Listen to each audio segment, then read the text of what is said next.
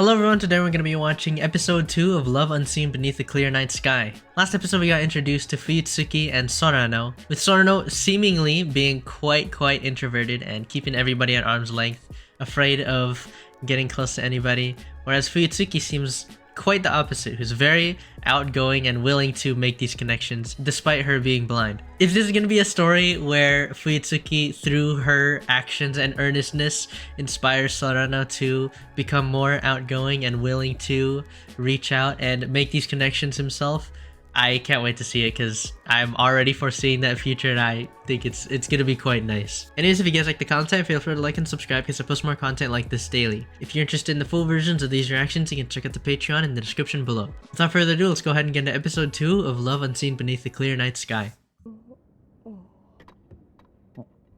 Oh, this is at a computer science class every Monday. Uh-oh. Why did he sigh, man? Just help her. Very formal.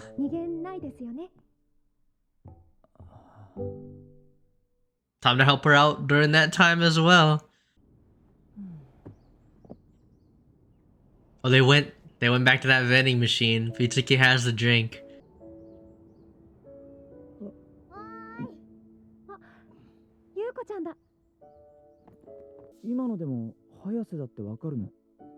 Of course, right? Aww. It's nice to know that they're such good friends as well, because it sounds like they've only acquainted each other recently. Oh. They're just chilling? Oh. Oh, and then here comes Hayase, just straight up asking without second thought. But you know what though? I feel like Sorano thinking about these things kind of shows that he is quite considerate about how other people feel.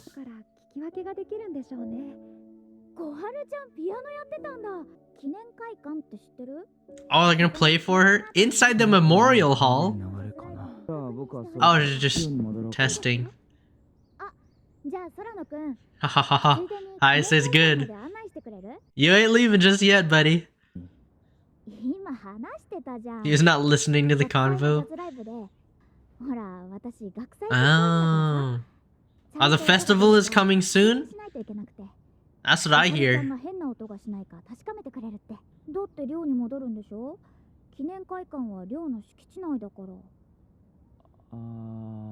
I mean, if it's on the way back, might as well, right? Like, what's with the indifference? Oh, I see.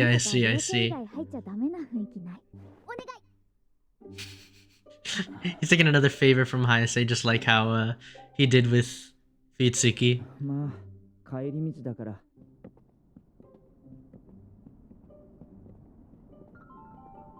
Yeah, why is he walking so far behind them if he is the authorized personnel that has to take them there? Oh, he's gonna have to leave. Hayase's gonna have to leave? Ah, ha. So they're gonna have to go and do it themselves, just these two.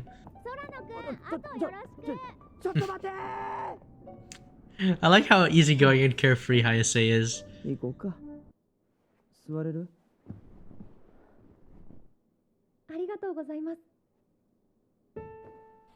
How long has it been since she's played a piano? Oh, that's so cool. She could tell from the sound. Oh, and the feel. Oh, she's gonna show him, alright. She's gonna show him. Oh! When I was still able to see?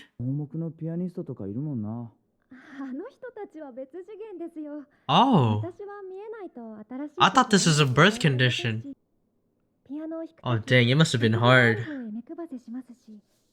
She still has that habit.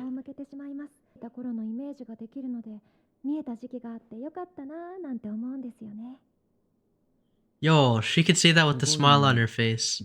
He doesn't know how to respond. But I think the fact that he's thinking that in the first place makes him better than most people who just say the rude things without thinking.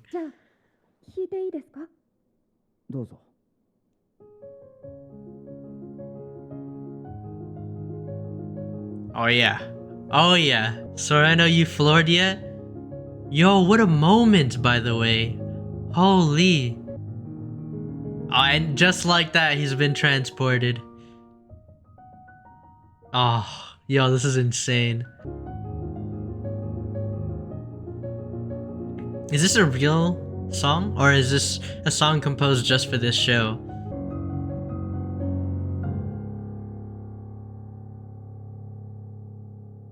Oh, I'm also curious to see if those hand movements are accurate and correct as well.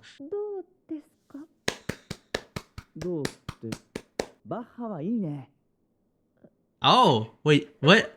Is that a joke? Okay. Oh.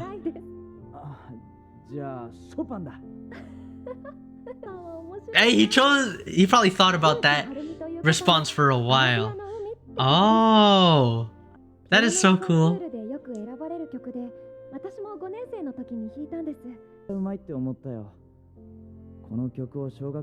Ah, there we go. Ah. Wait, that is so wholesome. I liked how he responded in that situation. He could have just been like, yo, you're really good. But he made it so that banter was awesome. It should be adequate.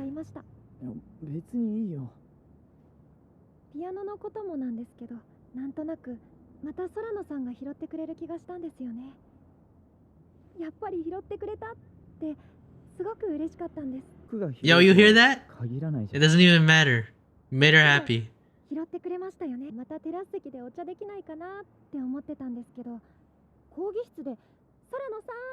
But she was looking for anything to try to hang out with him again.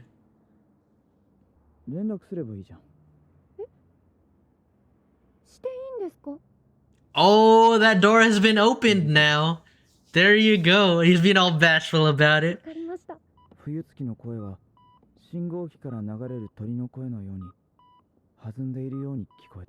Sounded just as cheery. I was like, wait, is this the same computer science class? I was like, this is not computer science. And now he's not paying attention. Based Sorano? There's that message. It's from Fuyutsuki. Totally is. Oh my gosh, you know what this is? I love this already. I love this. It's weird that this feels like extrovert. This feels like one of those extrovert adopting an introvert stories.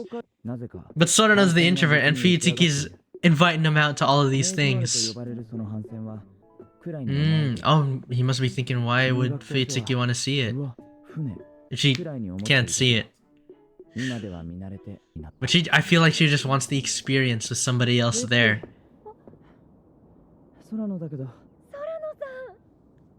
The voice! Oh! Just her excitement in getting to see, or hear, I guess, Sorano. Oh no, he's definitely misinterpreting it, that's for sure. They opened it for her? Oh! First thought she had after that was she wanted to invite somebody else to go share this experience. Oh, she's gonna change that.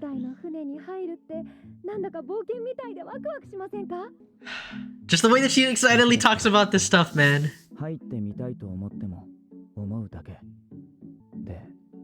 Oh, but it's so easy now. All you have to do is just walk in. Oh, you can't deny that face.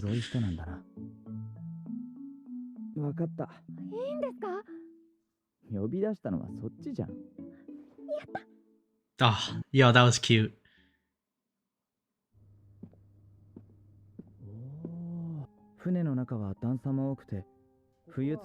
Oh, even just this experience would have been challenging. And he's explaining all of this to her. Oh. Yo, that is so beautiful, man.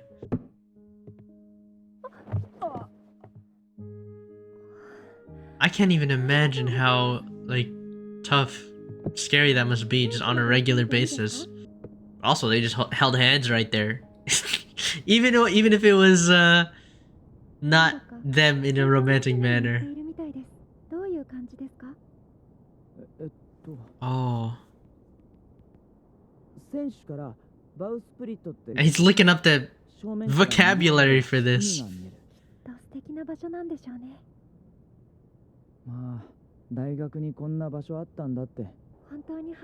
Aww. There you go. Now he actually thought it was a good experience after being so hesitant about it.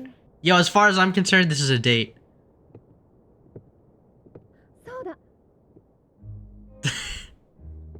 She's aura farming.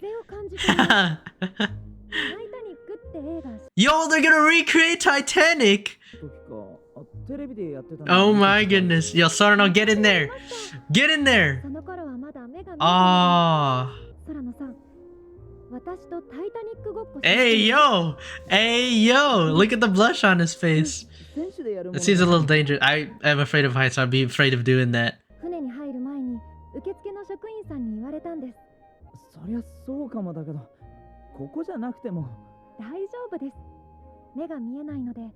It's okay. Anywhere. Oh, that's good, bro. I don't know if she's like using her condition to like encourage him. He doesn't want to have that kind of relationship. But she's making it all lighthearted and wholesome. Yep. Yo, the banter is so good. But there's the self-doubt again right there. And he's worried about the superstition. But then she took that as a joke. He's trying to figure out any excuse, but it just turns into banter.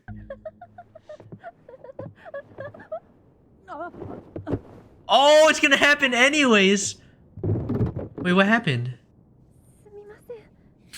Yo!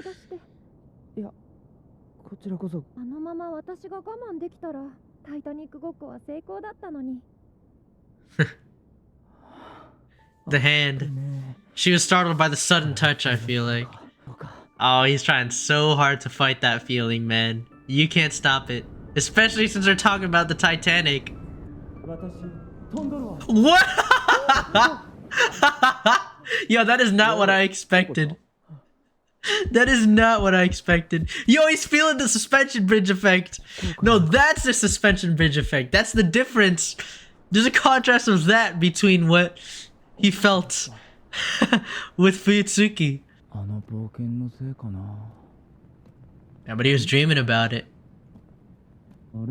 Oh, yo, what a coincidence. Heard the bell.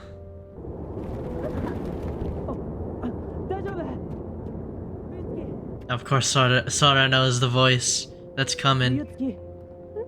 Oh, the voice was only in the distance.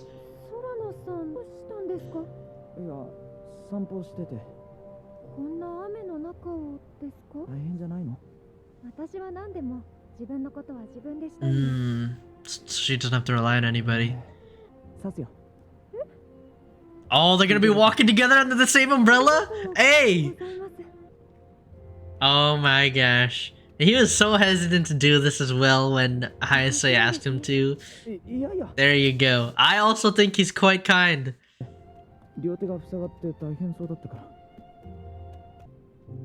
Look at the wet spot on his shoulder, you can see that. I see that I seen that detail. When she stopped, he instantly went back to hold the umbrella over her. Hayase, it has been a month. Yo, this is a lot for her. She's taking the courage to say this. No,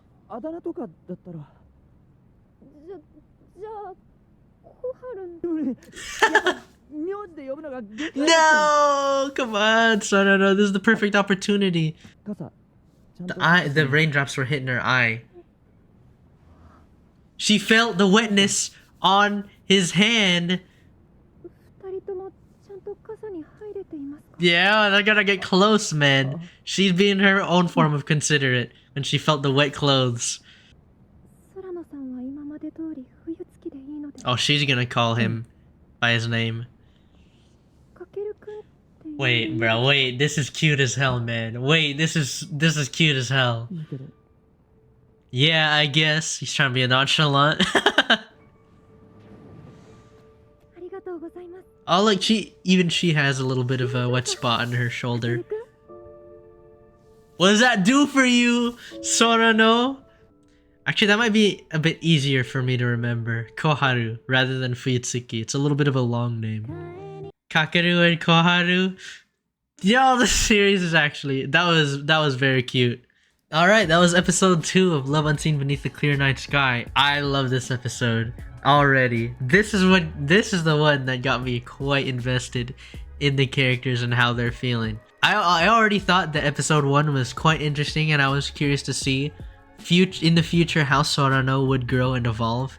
But this got me real hooked in. I'm realizing now also with all of these interactions and inner monologues that Sorano gets as he thinks about what to say and how to interact with Fuyutsuki, or I guess I should say Koharu and Kakeru now that they may be calling each other by their given names. I realized that, I'm kind of clueless about a lot of this stuff and the experiences of a disabled person, so getting this, although it's like very, very simple information, I'm worried that I might be making some rude or inconsiderate comments, but I am truly just curious, and I want to know and understand more about this information so that it'll set up some of my knowledge in the future. That's how I'm feeling right now with this, and how Sorano has been interacting with Fuyutsuki. I just said that I would call them by Kakeru and Koharu, but I instantly went back on that. But how Kakeru has been interacting with Koharu has been quite interesting, and I think that even though he doesn't think it himself, Kakeru is actually quite the nice dude. And there's some stuff that we have yet to explore in this series, such as Kakeru's past and what events that led him to have this sort of personality. We got kind of a glimpse of it last episode with the idea of him having a single parent and the struggles of the high school rumors and stuff that are all going around him, and how he just shut himself completely off from all of that. Yet to explore all of that, so I'm quite curious. But also in this episode we got to find out that Koharu actually used to be able to see, and that's what made her, or helped her, play the piano back in elementary school. I don't know when the incident exactly happened, and I do have a feeling that we might get into it in the future. I just hope that it's not anything too sad, man, because knowing that she can see, and then knowing she's probably fully accepted her own condition, and in her own, like, we saw that scene in the bridge where she felt like she wanted to do everything, be able to do everything herself without having or feeling the need to rely on anybody else. It must have been really, really tough for Koharu. In the moment when it happened, like the transition from being able to see to not being able to see must have been really scary. And I felt a little bit of that on the bow, or not on the bow, on the ship, where like she was almost tripped getting off the stairs and had to take Kakeru's hand. And also when they were recreating the Titanic, as soon as she felt the touch of Kakeru, she was startled, and that made me kind of sympathetic and made me feel a little bit bad. Yeah, we're likely gonna explore Koharu's condition and the whatever happened, or it could have just been like something that just developed whenever she ended up losing her eyesight. But aside from all of the sad stuff, thinking about the future that might be making me feel quite sad, in the moment I think the slight interactions that they have are really, really cute, with Kakeru using the psychology class that he took, the suspension bridge effect, as massive cope as to what he's feeling towards Kakeru right now. And I think what they've done and the interactions that they've had right now, that whole umbrella thing, that exchange of, kindness, that was so cute. So I can't wait to see more. Anyways, if you guys like the content, feel free to like and subscribe, because I post more content like this daily. If you're interested in the full versions of these reactions, you can check out the Patreon in the description below. By the way, shout out to all current patrons who've joined and are supporting the channel. I thank you very, very much. That was episode 2 of Love Unseen Beneath the Clear Night Sky. Thanks for watching, and I'll see you guys in the next video.